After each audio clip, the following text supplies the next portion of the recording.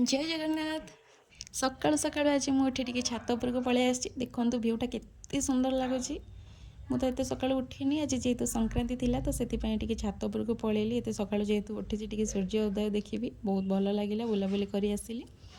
तो रेगुलर मुझे गरम पानी सहित लेंबू पीए सका उठिले तो गरम पानी लेंबू धरी बसी पड़े सका सका जगन्नाथ भजन टे लगे लेंबू पानी धरी बसिली पीवाई ताको पिया पी सारीदे ए लगी घर कम जेहेतु संक्रांति अच्छी घर सब पोछापोछी लगिगली घर पोछापोछी सारी ठाकुर पूजा हम बहुत सारा कम अच्छी सारे आज मंदिर जी तो ब्रश कर सारी गाधे आसिली गाधे आसी तुलसी में पानी दे दूची जेहेतु यहाँ कार्तिक मास चली तो मुझे रेगुलर आमर चौरा मूल मुरुज पकाऊँगी आ मोर सब मुरुज भिड मु यूट्यूब रे पोस्ट करुँची आपने जब देखी ना जाकि मो चैनल देखिपारे।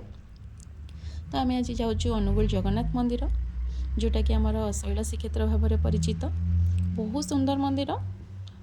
ये मौसी टे दीप नहीं बाहर मंदिर भितर को देखो ये बाटर आमर जगह बसती जमी पुरी में अच्छा से भाया ये 22 पाहाच भी अच्छी जमी जगन्नाथ मंदिर पुरी में थाए।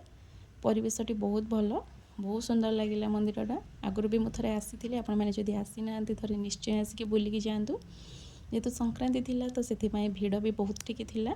तो दीप लगा लगी सारी दे एवं भितर को चलू आम जगह दर्शन करने देखु जगन्नाथ आज के सुंदर लगुच। तो जगन्नाथ को देखी आसी एवं बाहर आम टे मंदिर चारिपट बुलाबुली करने मंदिर परिवेश बहुत सुंदर केते सुंदर मंदिर देखु बहुत नीट एंड क्लीन थिला। तापर आम चलू लक्ष्मी दर्शन करने तो ये लक्ष्मी माँ को भी दर्शन कलु आठी अच्छा माँ विमला देखो केते सुंदर मंदिर हो चारिपटे पानी मझिरे मंदिर।